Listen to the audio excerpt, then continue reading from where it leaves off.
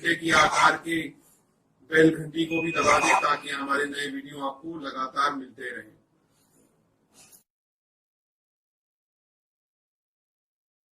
नमस्कार दोस्तों, धर्म रहस्य चैनल पर आपका एक बार फिर से स्वागत है। सबसे पहले मैं आप सभी का शुक्रिया करना चाहता हूँ मेरे जन्मदिन पर बहुत सारी बधाइयाँ देने के लिए। साथ ही साथ कई शिष्यों ने गुरु दक्षिणा भी दी है, उसका भी धन्यवाद। माता पराशक्ति आप सभी का कल्याण करें। 1 अक्टूबर पर हमेशा मेरा जन्मदिन आता है, लेकिन आप लोगों की वजह से अब हर साल यह अति भव्य होने लगा है। उस सब के लिए भी आप सभी का हृदय से धन्यवाद करता हूँ। आज के अनुभव में हम लोग जानेंगे कि गुरु मंत्र की साधना करने से जो अनुभव होते हैं वो आपस में कितने मिलते जुलते से सभी को होते हैं, जिसमें खास तौर से कन्याओं के रूप में दर्शन देना माता का एक स्वभाव सा माना जाता है। अधिकतर मैंने देखा है कि लोगों को माँ के छोटे स्वरूप यानी बच्चे के रूप में ज़्यादातर दर्शन होते हैं। तो चलिए लेते हैं एक शिष्य का अनुभव और जानते हैं कि माँ ने किस प्रकार से विभिन्न स्वप्न के माध्यम से उनको दर्शन दिए हैं और विशेष सपनों के क्या अर्थ हैं। जय माँ काली। गुरुदेव जी को सादर प्रणाम। यह अनुभव मैं अपने गुरुदेव सूर्य प्रताप जी को भेज रहा हूँ। आशा है कि आप ठीक होंगे। गुरु जी, मैंने आपसे कहा था कि मैं आपसे फिर से गुरु दीक्षा लेना चाहता हूँ। आपने कहा था कि ठीक है, गुरु भाग दशांश माना जाता है। तो मैंने पूर्णिमा के दिन गुरु दीक्षा पूर्ण की।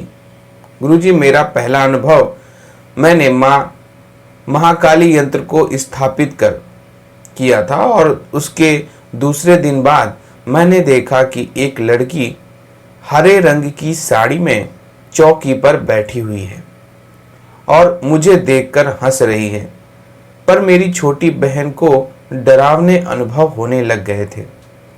कारण गुरुजी, मेरी छोटी बहन कहती थी कि मैं भूत प्रेत की पूजा कर रहा हूँ। तो मैं आपसे पूछा था तो फिर आपने कहा कि बस वहम है, और ज़्यादातर इस तरह का वहम होता भी है। मैंने फिर से पूछा तो बोली कि मुझे डरावने अनुभव फिर से होने लगे हैं। तब मैंने माता काली यंत्र को चौकी से हटा दिया और माँ दुर्गे की फोटो चौकी पर रख दी। फिर वो मुझे अनुभव कुछ ज़्यादा ही होने लगे। गुरुजी, मैं आपसे एक बात कहना चाहता हूँ कि माँ दुर्गा को गुरु रूप में पूजा करने लगा था तो मुझे उस समय माँ के 9 रूपों के दर्शन होने लगे, जो कि छोटी कन्या के रूप में। और गुरु जी, जब भी जब मैं पूजा करता था तो ऐसा लगता था कि मैं माँ के लोक में बैठ करके जो है पूजा कर रहा हूँ। कभी कभी तो सभी देवताओं के साथ बैठ करके पूजा कर रहा होता था। इस तरह का स्वप्न इनको आता था। और मैं माँ के साथ खेल रहा होता था और झूला भी झूल रहा होता था और माँ को भी झूला झुला रहा होता था। सावन में मैंने महादेव को शिवलिंग पर बेलपत्र भगवान जी रामचंद्र जी के नाम लिखकर शिवलिंग पर चढ़ाया करता था। तो भगवान राम जी की पूजा करते देखता था अपने आप को, और भगवान महादेव की भी माँ पार्वती को भी महादेव जी के साथ में इस प्रकार से बैठे हुए देखता था। सावन के दूसरे सोमवार को पूजा करने के बाद मैं सो गया था और गुरुजी, आप विश्वास नहीं करेंगे कि मैंने देखा एक बहुत बड़ा भगवान शिव का मंदिर है और मंदिर के अंदर हनुमान जी सो रहे हैं। ज्योतिर्लिंग बहुत ज़्यादा सुंदर था। साथ में एक बहुत बड़ा उनके साथ सांप भी था। उसके हजारों फन होंगे। मैं उस मंदिर में रुद्राक्ष ज्योतिर्लिंग पर रखी जो थी उसको उठा लिया और बाहर निकल आया। यानी कि इन्होंने मंदिर से रुद्राक्ष निकाल ली और स्वयं बाहर आ गए। मंदिर इसके बाद खुद ही बंद हो गई। सावन खत्म होने के बाद मैंने आखिरी दिन फिर से देखा सपने में कि मैं एक मंदिर में हूं और भगवान कृष्ण और माँ राधा के मंदिर में खड़ा हुआ हूं।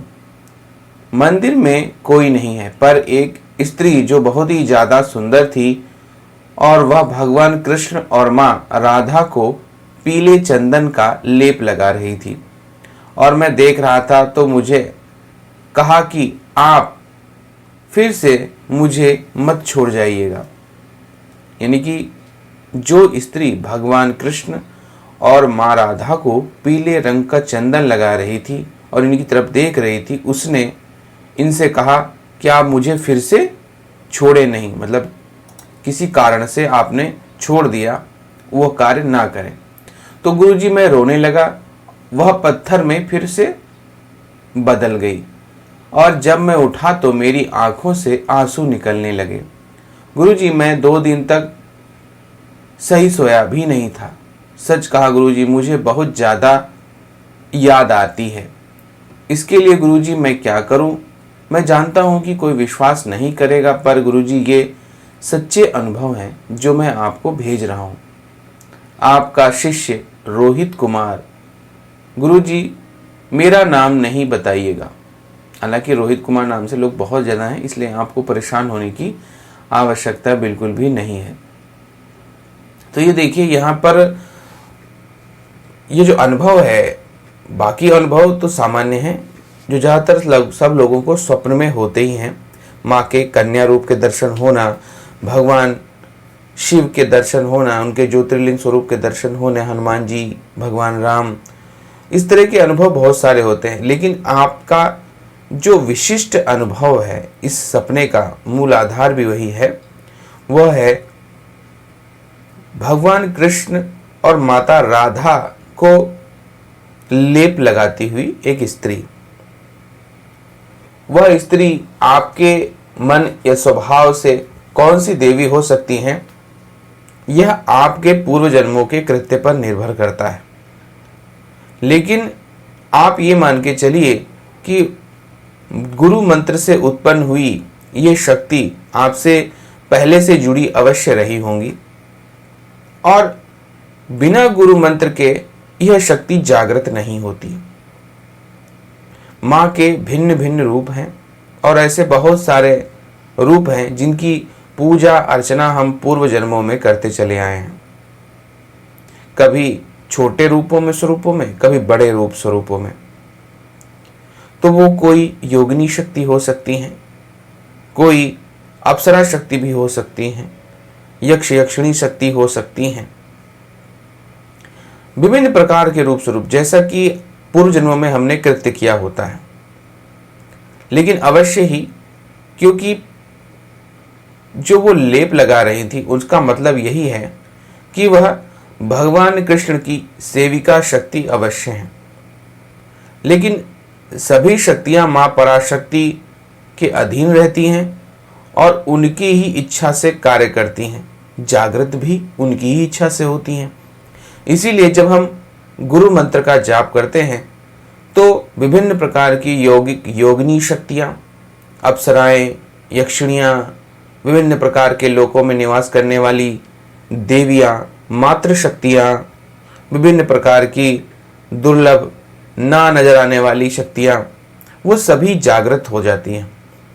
तो इसीलिए वह आपसे चाह रही थी कि आप किसी भी प्रकार से गुरु मंत्र का जाप कभी नहीं छोड़ें, क्योंकि एकमात्र वही एक माध्यम जिसके कारण से वो आपसे जुड़ी हुई, क्योंकि ना तो आप इनका स्पष्ट रूप से मंत्र जानते और ना ही आप जानते हैं कि यह कौन है और आपका इनका पुराना संबंध क्या है। आप ये भी नहीं जानते कि आपने इन्हें मातृ रूप में प्राप्त किया था या फिर किसी अन्य रूप में आपने इनको प्राप्त किया था, यानी कि बहन के रूप में अथवा प्रेमिका के रूप में। ये देवी कौन है, इनके बारे में आपको अवश्य ही भविष्य में जानने को मिलेगा। और वह संभव हो पाएगा गुरु मंत्र के माध्यम से। रही बात आपकी बहन की, जो मंत्रों के प्रभाव के कारण भयभीत हो रही हैं, कारण जिस भी घर में मंत्रों से माता का आवाहन किया जाता है वहां रहने वाले सभी लोगों पर उसका प्रभाव पड़ता है। तो जैसी जिसकी क्षमता, शरीर की ऊर्जा, उसी प्रकार का उस पर प्रभाव भी पड़ता है। हालांकि डरने की आवश्यकता नहीं है, क्योंकि माता के साथ में भैरव की विभिन्न प्रकार की शक्तियां, विभिन्न प्रकार की अन्य, विभिन्न प्रकार की गोपनीय योगनियां, ये सभी शक्तियां रहती हैं। और जब यह स्वप्न के माध्यम से दिखाई पड़ती हैं तो अधिकतर इंसान भयभीत हो जाता है, पर यह सत्य नहीं है बिल्कुल भी। इसलिए माता की साधना के दौरान घर में बाकी सदस्यों को डरना नहीं चाहिए, और जब भी भय हो तो अवश्य ही हवन कर लेना चाहिए। और क्योंकि सभी शक्तियां अपने अपने फल को लेने के लिए और उस जगह की ऊर्जा को प्राप्त करने के लिए माँ की सेविका शक्तियां वहां आती ही आती हैं। इसलिए इससे भी समस्या व्यक्तियों को नहीं होनी चाहिए और मन से भय को निकाल देना चाहिए। कभी कभी हम लोग जब माँ के उग्र रूपों की साधना करते हैं तब ऐसे अनुभव ज्यादा होते हैं। तो आपको चाहिए कि अगर ऐसा हो रहा हो तो उनके उग्र रूपों से अति सौम्य रूपों की ओर चलना चाहिए। ठीक वैसे ही जैसे आपने माँ के जो है काली स्वरूप से उनके दुर्गा स्वरूप में स्थानांतरण किया, और अधिक स्थानांतरण करेंगे लक्ष्मी रूप में और सौम्य हो जाएंगी, और सरस्वती स्वरूप में वो और भी अधिक सौम्य स्वरूप ले लेती हैं। तो जैसी भावना रहती है, माता उसी स्वरूप और रूप में आपको दर्शन और लाभ देती हैं, और उसी रूप स्वरूप से जुड़ी हुई उनकी सेविका शक्तियां भी आपसे जुड़ जाती हैं। इसी तरह का सभी को अनुभव और मार्गदर्शन वो देती रहती हैं। तो यह था एक अनुभव। अगर आपको यह अनुभव पसंद आया है तो लाइक करें, शेयर करें, सब्सक्राइब करें चैनल को अगर चैनल पर नए हैं तो। आपका दिन मंगलमय हो। धन्यवाद।